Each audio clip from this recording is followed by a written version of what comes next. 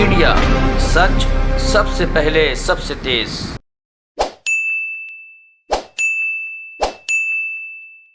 मन में हमारे मानस पटल में आते हैं। We want to hold the Aam Aadmi party accountable for whatever happened in Delhi. जो भी दिल्ली में हुआ है उसके लिए कोई अकाउंटेबल है या नहीं, आज ये हम जानना चाहते हैं। और आज एक महत्वपूर्ण खबर छपी है एक बहुत बड़े अखबार में, और ये महत्वपूर्ण खबर है number of Delhi deaths surges up 250% to 35,000 in April and मई।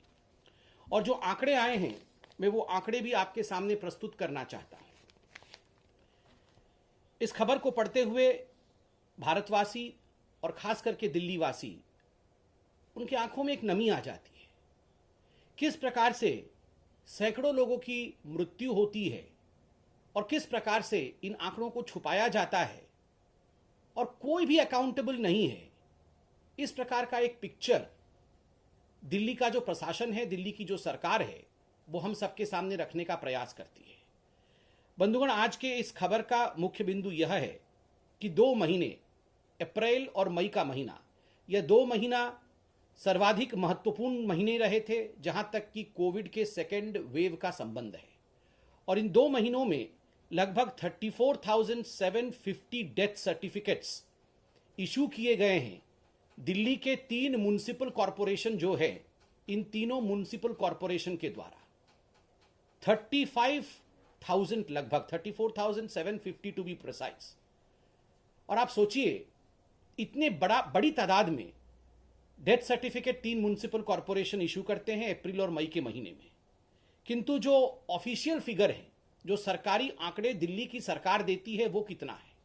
वह है 9,916 सर्टिफिकेट। कहां तो 35,000 और कहां मात्र 9,000 सर्टिफिकेट दिए गए हैं दिल्ली सरकार द्वारा।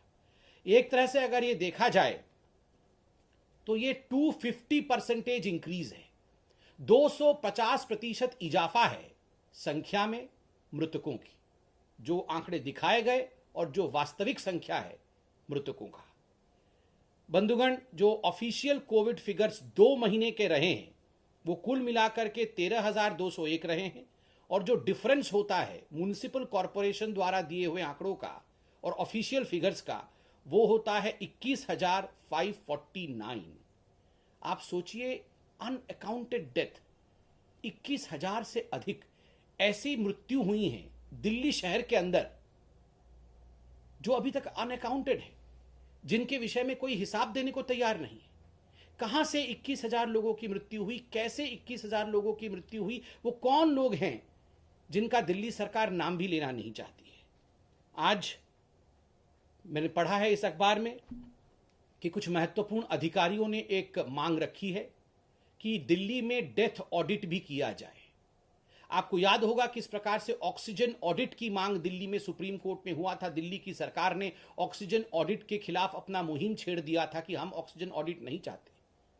आज दिल्ली में इस प्रकार का एक, मैं कहूंगा, डिस्क्रिपेंसी हुआ है। जो संख्या दिया गया है और जो वास्तविक संख्या है, एक डेथ ऑडिट के लिए एक्सपर्ट बोल रहे हैं। दिल्ली की सरकार इस पर सफाई दे। बंधुगण, केवल इतना ही नहीं, आपने 2 दिनों से अखबारों में देखा होगा कि जो CFR केस फैटेलिटी रेट होता है, वह पूरे हिंदुस्तान में सर्वाधिक दिल्ली में है। दिल्ली और दूसरे नंबर पर पंजाब आती है। जो दिल्ली की केस फैटेलिटी रेट है वो 2.9% है, और जो नेशनल केस फैटेलिटी रेट है, राष्ट्रीय केस फैटेलिटी रेट है, वो 1.3% है। तो आप सोचिए, लगभग डबल से भी अधिक। राष्ट्र में 1.3% और दिल्ली में 2.9%, डबल से भी अधिक है। क्या कारण है कि इतनी मृत्यु दिल्ली में हुआ है और केस फैटेलिटी रेट सर्वाधिक हमारे हिंदुस्तान की राजधानी में रहा है, जबकि नेशनल एवरेज इससे कहीं कम है? क्या कारण है? कौन इसके लिए जिम्मेदार है? बंधुगण, आज भारतीय जनता पार्टी कुछ दस्तावेजों के साथ कुछ सवाल रखेगी अरविंद केजरीवाल जी के सामने, और आदरणीय अरविंद केजरीवाल जी से हम ये रिक्वेस्ट करते हैं, कोई राजनीति हम नहीं कर रहे हैं, हम एक जेन्युइन रिक्वेस्ट करते हैं अकाउंटेबिलिटी के आधार पर कि आम आदमी पार्टी की सरकार एक श्वेत पत्र, एक व्हाइट पेपर जारी करे जिन सवालों को हम उठाने वाले हैं। पहला सवाल कि क्या आपने फर्ज आंकड़े, क्या आपने झूठे आंकड़े प्रस्तुत किए हैं जहां तक कि मृतकों की संख्या है, नंबर एक। नंबर दो, क्या कारण रहा, क्या कारण रहा अगर समग्रता में और एक लार्जर कैनवस में देखा जाए कि देश का सर्वाधिक केस फैटेलिटी रेशियो दिल्ली में रहा है। इस विषय को हम जानना चाहते हैं और कुछ सवाल आज आपसे पूछना चाहते हैं। अरविंद केजरीवाल जी, मैं आपको यहां बताना चाहूंगा कि दिल्ली एक छोटा सा शहर दिखने में तो लगता है हमारे देश का, it's in fact the pride of India. Delhi Hindustan की राजधानी है और अगर देखा जाए तो हिंदुस्तान की राजधानी ग्लोबली ट्रेंड किया है सर्वाधिक मृत्यु के कारण। एक तरह से क्या कारण है कि हरियाणा दिल्ली से बड़ा होते हुए भी टोटल केस जो हरियाणा में रहे वो 7.55 लाख रहे हैं। 7.55 लाख केसेस हुए हरियाणा में और वहीं दिल्ली में 14.25 लाख केसेस रहे हैं, जो ऑफिशियल आंकड़े आपके हैं। एक का पॉपुलेशन वाइज कम है, आयात वाइज, एरिया वाइज कम दिल्ली में इतने केसेस क्यों हैं और हरियाणा में कंपैरेटिवली क्यों उससे कम केसेस हैं। दूसरी बात है कि आप बार बार अरविंद केजरीवाल जी कहते हैं कि हम थर्ड वेव की तैयारी कर रहे हैं, हम प्रोटेक्शन देंगे दिल्ली को, किंतु अगर ये आंकड़े जो आज आपके सामने हम रख रहे हैं, इन आंकड़ों को आज अगर हम जांचेंगे तो जनता का तो आत्मविश्वास आपके ऊपर है नहीं। People would not have the confidence on you, because आप तो सेकेंड वेव से पहले भी कह रहे थे हम सारी तैयारी कर रहे हैं, हम हॉस्पिटल बना रहे हैं, बेड बना रहे हैं, होम डिलीवरी ऑक्सीजन का करेंगे। अरविंद जी, आप तो होम डिलीवरी ऑक्सीजन का करना चाहते थे, मगर एक्चुअली मुझे कष्ट लग रहा है कहते हुए, होम डिलीवरी आज अल्कोहल अर्थात शराब का कर रहे हैं। शराब के होम डिलीवरी में आप सक्सेसफुल रहे, किंतु ऑक्सीजन के होम डिलीवरी में, कंसंट्रेटर्स के होम डिलीवरी में, दवाइयों की होम डिलीवरी में आप सक्सेसफुल नहीं रहे। और क्यों नहीं रहे इसका जवाब भी आपको श्वेत पत्र में देना चाहिए। अब मैं कुछ सवाल आपके सामने रखूंगा जो बहुत तीखे हैं, मगर ये आवश्यक है अकाउंटेबिलिटी के लिए, क्योंकि सर्वाधिक जो डेथ्स हुई हैं वो दिल्ली में हुई है। अरविंद केजरीवाल जी, क्या यह हकीकत है कि जिस समय ये कोविड का सेकेंड वेव दिल्ली में अपने चरम पर था, जानबूझकर और दिल्ली में आपके सरकार के साख को बचाने के लिए आपने टेस्टिंग को कम कर दिया, आपने टेस्टिंग की संख्या को कम कर दिया, क्या यह हकीकत है? नंबर दो, हम ये जानना चाहते हैं अरविंद केजरीवाल जी, पहले भी हमने ये सवाल पूछा था, 2015 और 2019 के बीच क्यों एक भी नया अस्पताल दिल्ली में नहीं खोला गया? एक भी नया अस्पताल नहीं खोला गया, इसका जवाब आप ही को देना पड़ेगा। दूसरा प्रश्न हम ये पूछना चाहते हैं अरविंद केजरीवाल जी, 2013 के पश्चात दिल्ली में 16 ऐसे अस्पताल थी जो अंडर कंस्ट्रक्शन थी, जो तैयारी में थी, उनका उद्घाटन होना था। इन 16 अस्पतालों में क्या कारण रहा जो एक भी अस्पताल फुल्ली फंक्शनल नहीं हो पाया, एक भी अस्पताल पूरी तरह से कार्यान्वित नहीं हो पाया आपके कार्यकाल में? और अगर हुआ हो तो आप इसका जवाब दें। अरविंद केजरीवाल जी, क्या कारण रहा कि 250 बेड के कोविड अस्पताल को आपने कहा हाईकोर्ट में कि हमने कोविड डेडिकेटेड अस्पताल द्वारका में इंदिरा गांधी हॉस्पिटल में खोला है, किंतु जब हाईकोर्ट ने इसकी समीक्षा की तो उन्हें पता चला कि ऐसा किसी प्रकार का कोई इनॉग्रेशन नहीं हुआ है और ये फंक्शनल कोविड फैसिलिटी नहीं है। हाईकोर्ट के सामने आपने इस विषय में झूठ क्यों बोला और देश को, दिल्ली की जनता को और हाईकोर्ट को बरगलाने की कोशिश क्यों की? अरविंद केजरीवाल जी, हम नहीं कह रहे कि अगर अस्पताल सारे खोल दिए गए होते तो कोई भी मृत्यु नहीं होती, ऐसा तो हम नहीं कह रहे, मगर हम बिल्कुल कह रहे हैं कि आज अगर दिल्ली में, जैसा कि आपने कहा था 30,000 बेड आप बनाएंगे, अगर आपने 10,000 बेड भी अधिक बनाया होता तो कुछ लोगों की जान तो बचती, 10,000 लोगों की तो जान बचती। 10,000 लोगों के परिवारों को, 10,000 लोगों के बच्चों को कौन जवाब देगा? आपको जवाब देना होगा अरविंद केजरीवाल जी, क्योंकि आप चुने हुए सरकार हैं। अरविंद केजरीवाल जी, एक और प्रश्न है वेंटिलेटर्स को लेकर, क्या कारण रहा कि 2020 जुलाई 2020, पिछले साल 2020 से अप्रैल 2021 तक एक भी वेंटिलेटर आपने नहीं खरीदा, और अब जो भी अस्पताल में वेंटिलेटर्स नए लगे हैं दिल्ली में वो पीएम केयर्स के माध्यम से प्रोक्योर्ड है, एक भी वेंटिलेटर दिल्ली की सरकार ने नहीं खरीदा। चौथा सवाल अरविंद केजरीवाल जी ऑक्सीजन प्लांट को लेकर है। हमने पहले भी सवाल पूछा था, फिर से पूछ रहे हैं। आपने 1 महीने पहले, बल्कि आज 1 महीने 15 दिन हो गए, आपने कहा था कि 44 ऑक्सीजन प्लांट्स दिल्ली में लगेंगे। आपने अभी तक हमारे प्रश्न का जवाब नहीं दिया कि कितने ऑक्सीजन प्लांट लग गए। मैं जनता से कहना चाहूंगा, आपको लग रहा होगा कि अभी तो ऑक्सीजन की कोई किल्लत नहीं है, तो ये भारतीय जनता पार्टी ऑक्सीजन पे सवाल क्यों पूछ रही है?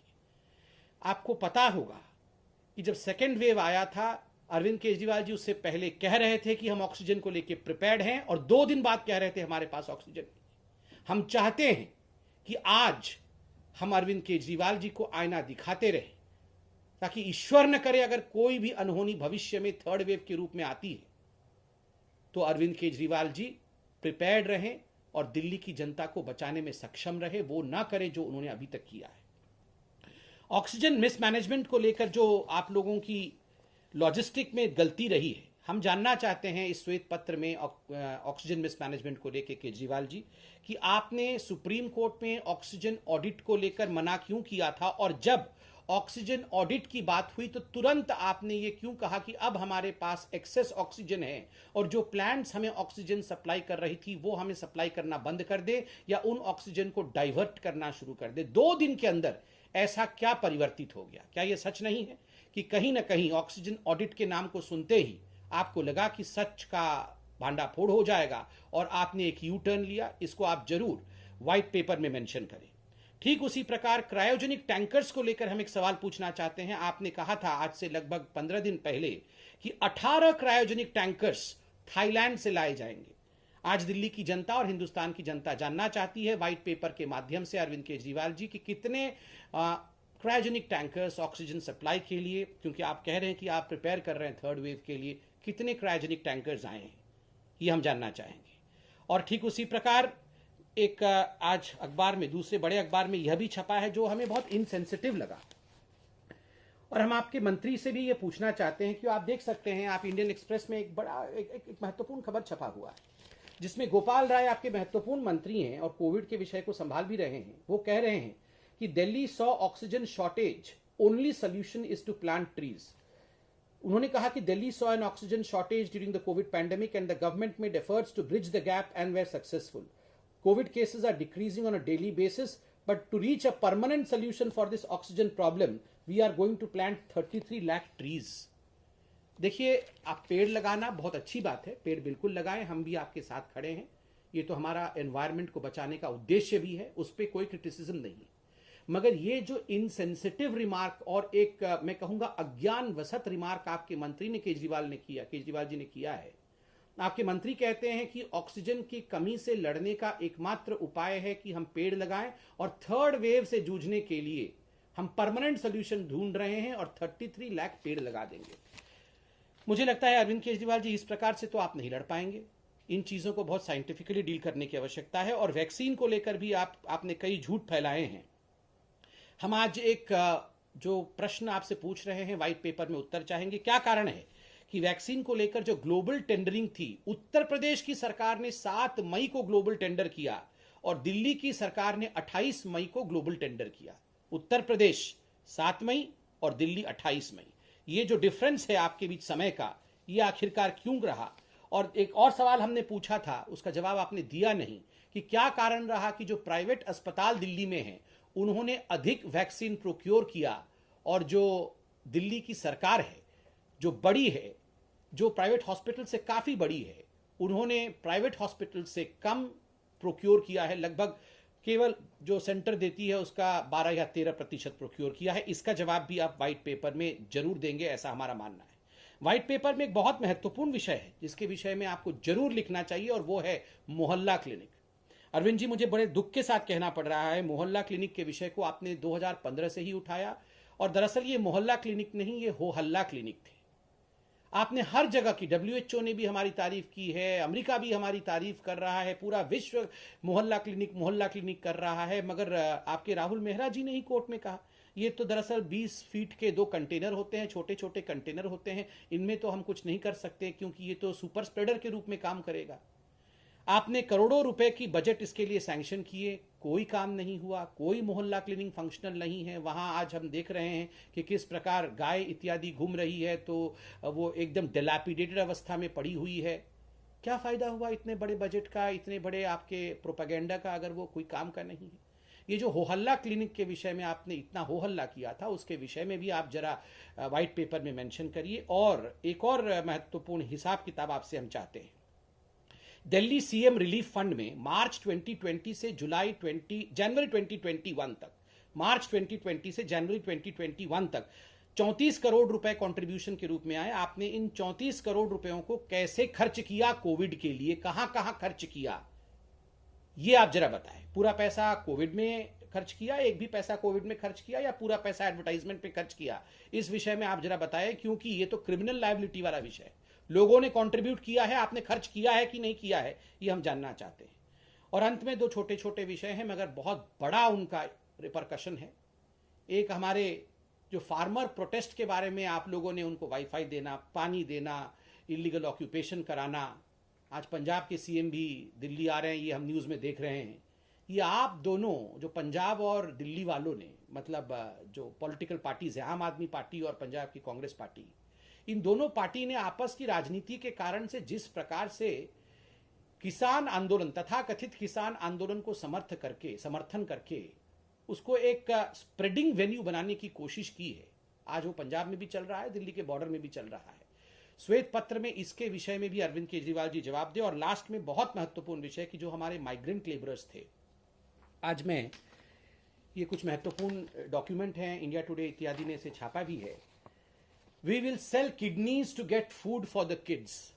दिल्ली में कई गरीब लोगों ने कहा है, अगर हमें अपने बच्चों को खाना और राशन देना है तो ऐसा लगता है कि हमें अपने बच्चों की किडनी, हम अपनी किडनी बेच देंगे। आप बताइए ये किस मुकाम पे आज दिल्ली खड़ी है।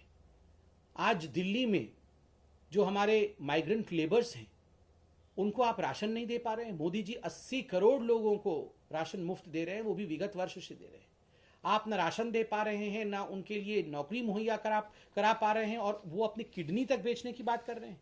अरविंद केजरीवाल जी, बहुत सारे सवाल, पॉइंटेड सवाल हमने आपसे पूछे हैं, और हम चाहते हैं कि एक व्हाइट पेपर जारी करके आप इन सवालों का जवाब उस श्वेत पत्र में अवश्य देंगे। बहुत बहुत धन्यवाद। मैं चाहता हूं कि कोई सवाल अगर हमारे पत्रकार बंधु जो वर्चुअल में जुड़े हुए हैं हमसे अवश्य पूछें। Thank you.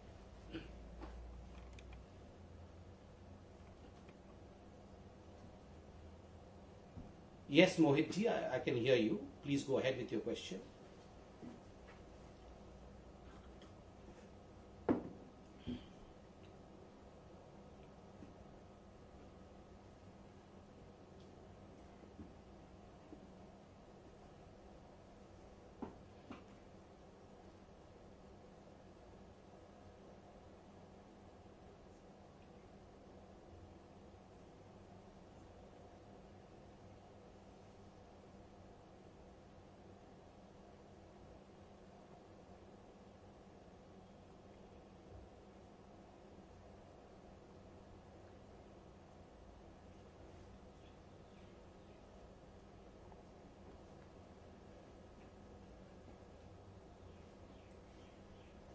See, Mohit ji, as you say, that this is probably the internal report of the Congress party, and we should not be commenting, or rather we should refrain from commenting on the internal report from another political party, but nonetheless, these are important political issues. And I would just say that as far as the internal report saying that probably the appeasement policies of the Congress party cost them dearly in these 5 state elections, I would just like to remind you that remember after 2014 debacle, there was a Virappa Moily report also which said the same thing, that it is probably because of the appeasement policies of the Congress party that the Congress party has been losing out in these elections. And after all these years, after 5 years, if the game is still the same, I firmly believe that there is no one who is the real leader in the Congress, no one is even reading their internal reports. And we should also be reminded of the fact that as far as Rahul Gandhi is concerned, though they have these fact-finding teams, in fact calling out their own mistakes, but Rahul Gandhi, as the boss of the family, inside closed-door meetings say, हाँ हम तो मुसलमानों की party है. And in fact they wear this appeasement on their collars, on their sleeves. जहां तक Congress party का सवाल है, आपने कहा कि ये जो रिपोर्ट है यह इनके पार्टी का इंटरनल रिपोर्ट है, और चूंकि इनके पार्टी का एक आंतरिक रिपोर्ट है उस पर हम कमेंट करना नहीं चाहेंगे, मगर फिर भी राजनीतिक दृष्टिकोण से इतना अवश्य कहना चाहेंगे कि 2014 के इलेक्शन के हार के पश्चात भी कांग्रेस पार्टी में वीरप्पा मोइली जी की रिपोर्ट ने ठीक यही कहा था कि तुष्टीकरण और अपीजमेंट के कारण कांग्रेस की हार हुई है, और उसके बाद लगातार कांग्रेस हारती रही है। और आज पुनः अगर वही बात 2021 में इतने वर्षों के बाद पुनः दोहराया जाता है, तो कहीं ना कहीं ये बात स्थापित होती है कि एक तो कांग्रेस में कोई लीडरशिप नहीं है जो इन इंटरनल रिपोर्ट का अध्ययन भी करता हो, और दूसरा, देश की संप्रभुता, देश की सुरक्षा कांग्रेस के लिए मायने नहीं रखता, क्योंकि कांग्रेस के उस समय के तत्कालीन अध्यक्ष ने बंद कमरे के अंदर तो ये कहा ही था, हाँ हम मुसलमानों की पार्टी है। तो इसलिए एआईयूडीएफ या फिर आईएसएफ के साथ जो गठबंधन कांग्रेस का रहा है, ये रवैया उनका शुरू से ही रहा है। कोई और प्रश्न? प्रज्ञा जी, हाँ प्रज्ञा, हाँ शैलेंद्र जी पूछ लीजिए, इसके बाद प्रज्ञा जी का।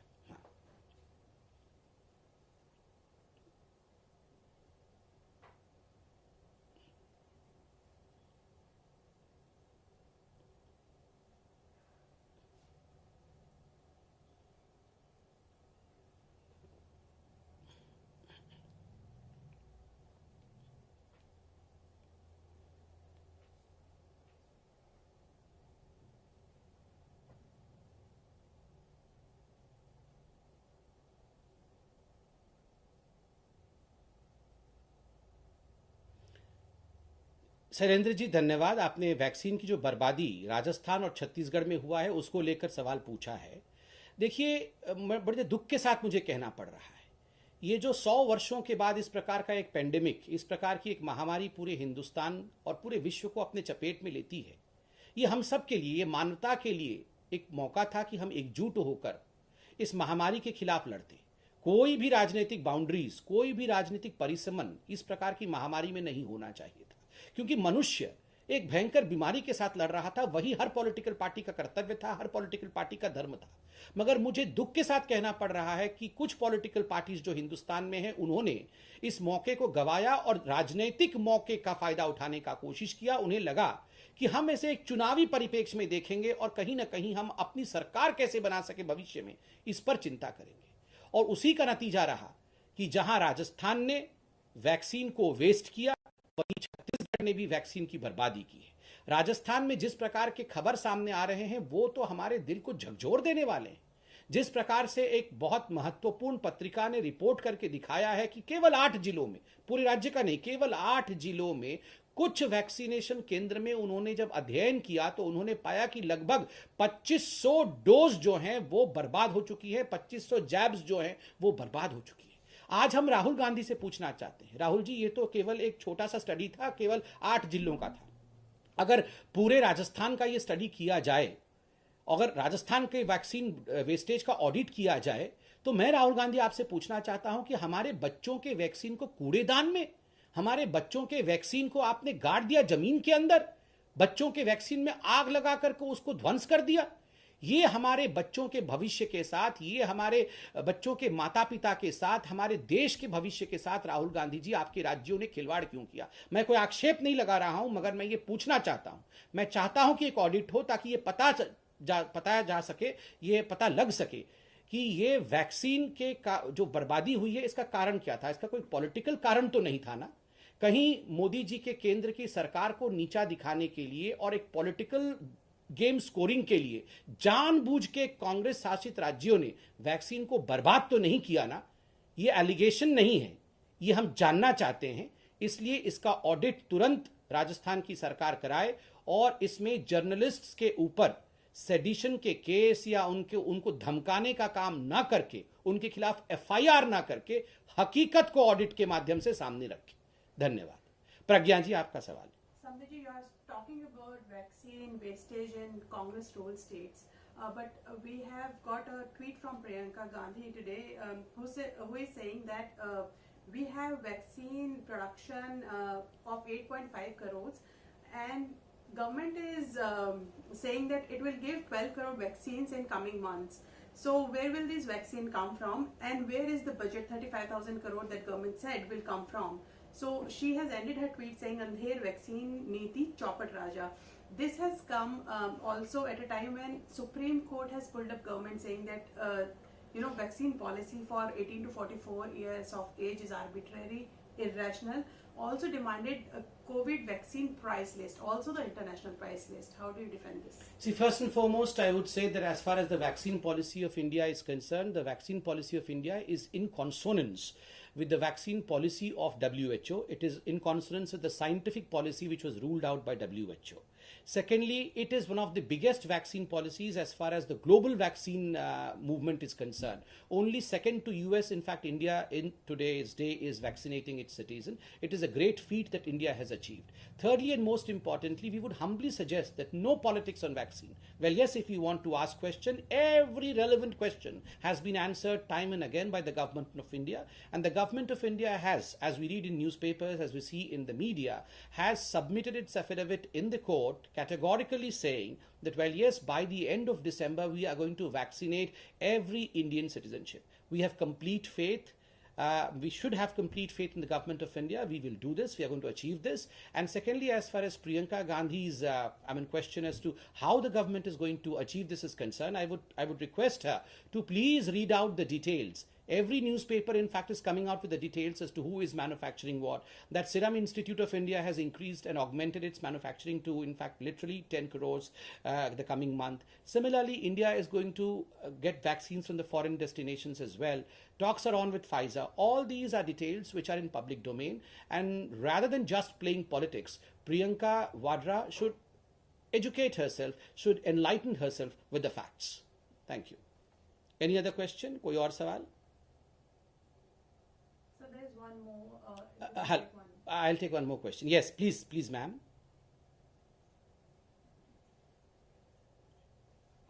हाँ सर्जना जी नमस्ते.